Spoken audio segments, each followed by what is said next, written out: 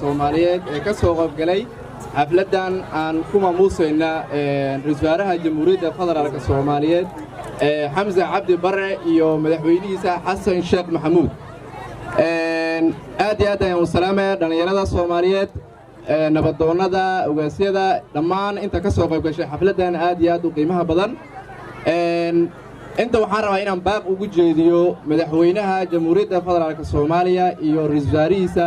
Xamza Cabdi Barre saan wada ogsoonahay waxaanu nahay dhalinyaradii Soomaaliyeed ee dhammaantooda ku dhalatay xeryaha kala duwan ee Dadaab wax ku bartay in badanna hami u qabay in waddankooda Soomaaliyeed mar ay arkaan iyadoo nabadii ay aad iyo aad u xasilan tahay horumar aad iyo aad u weyn la taaban karo waddanka ka hirgelay 30 sano aniga ila hadlayo waxaan ahay dhalinyaradii ku dhalatay xerada Xagadheera 1994 ilaa hadda joogo waxaanu nahay dhalinyaro in badan ku qaangaadhay wax ku baratay laakiin jecel in waddankoodii Soomaaliyeed ay dib ugu laabtaan wax ay ku taraan cilmiga ay ka barteen halkan ay dib ugu laabtaan marka waxaan rabnaa ra'iisul wasaaraha Jamhuuriyadda iyo madaxweynaha in ay maskaxdii ummadda loogu shaqayn lahaa waxay taalaa xeriyooyinka Dadaab saan wada ogsoonahay dad badan oo dhalinyaro Soomaaliyeed inta wax ku bartay sida wasiirkii hore oo la dilay wasiir Siraaji saawada ogsoontiin wuxuu ahaa dhalinyaradii wax ku bartay xerada Ifo marka waxaan rabnaa in dhalinyarada Soomaaliyeed hadday tahay scholarship xitaa soo baxaan oo dad Soomaaliyeed u soo baxaan in slot la siiyo dadka ku nool xeryaha Dadaab dhalinyarada Soomaaliyeed marka waxaan rabnaa ra'iisul wasaaraha iyo madaxweynaha inay socdaan noogu imaadaan duruufahan ku jirno inay ogaadaan mar walbaba waxaanu nahay dad Soomaaliyeed xeryahan waxaanu u joognaa temporary ma wax permanent ah in badan waxaan la lahaa qaxootiga waa la rayaa dad badan waxa weeyaan way laabteen marka waxaan rabnaa annagoo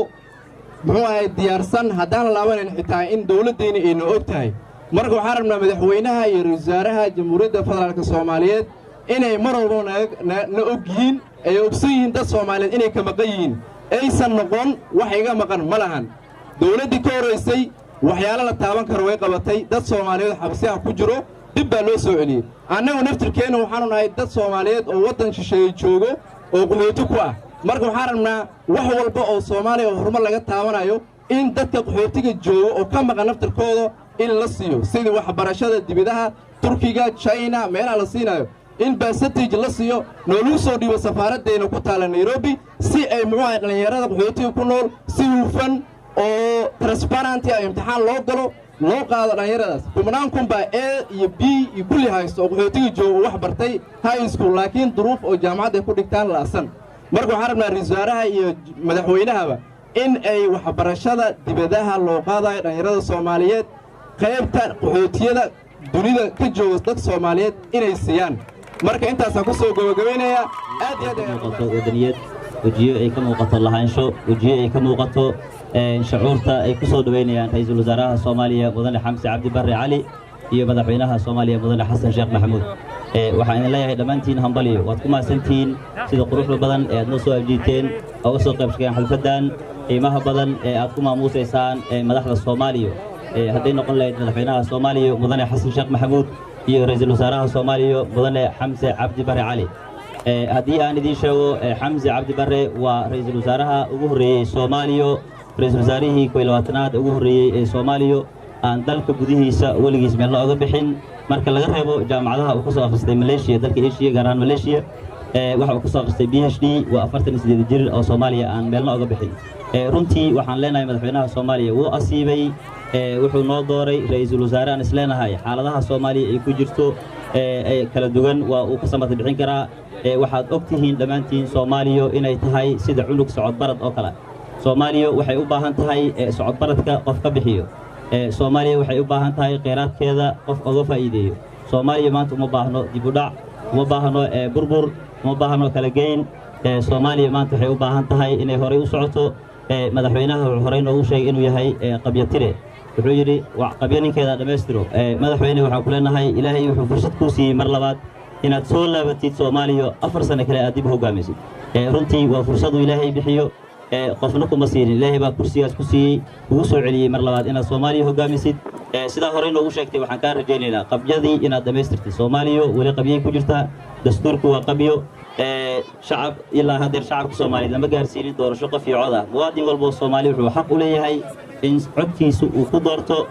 muwaadinka soomaaliyeed u taagan madaxweynaha inuu u codeeyo qofku uu dooran karo waxaan leenahay madaxweyne halqabsiyadaada waan la dhacnay waan kugu taageeraynaa soomaali heshiis ah dunida heshiis la ah runtii waa halqabsi ay dadkoo dhan la dhaceen ay u baahan yihiin inaad ka midho dhalisid waxaan rajaynaynaa 5 sano 4 sano inaad soo socoto in Soomaaliya xaaladaha kala duwan ay ku jirto aad ka bixisaan inaad Soomaali heshiis ah dunida heshiis la tustaan waxaan u baahanahay Soomaaliya hore u socoto waxaa jiro dhalinyaro wax bartay dalka Kenya gaar ahaan xarooyinka dhadhaab Soomaaliya way jecel yihiin waxbay u barteen waxay xaq u leeyihiin fursadaha jaamacadaha la bixiyo Soomaaliya laga bixiyo inay helaan waxaan rabnaa ra'iisul wasaare adiga iyo madaxweynaha Soomaaliya mudane Xasan Sheekh Maxamuud inaad il gaar ah ku fiirisaan waxaad ahayd madaxweynihii 8aad oo ugu horeeyay soo booqdo xerooyinka dhadhaab madaxweyne abaal weyn baan kaaga haynaa waxaad imaatay IFO3 waxaan ku leenahay mar labaad soo booqo il gaar ah ku fiiri dhalinyarada ku nool xerooyinka dhadhaab waxaan u baahanahay fursadaha scholarship kala dhiibay inay dhalinyarada xaq u yeeshaan ay helaan dhalinyarada Soomaaliyeed ay dhiirigelin u noqoto waxaan rajaynaynaa in 4 sano haysid ilaa 10 kun oo dhalinyaro aad u sameysaan shaqo abuur dhalinyaradu waxbay barteen waa heer jaamacadeed waxay u baahan yihiin shaqo kama jirto xerooyinka dhadhaab waxaan rajaynaynaa noqotaan kuwa fursad abuuro dadka isku soo jiido dad badan baa sugayo qodbada way dheer tahay kuma sii dheeraan intaas waxaan leeyahay Soomaaliya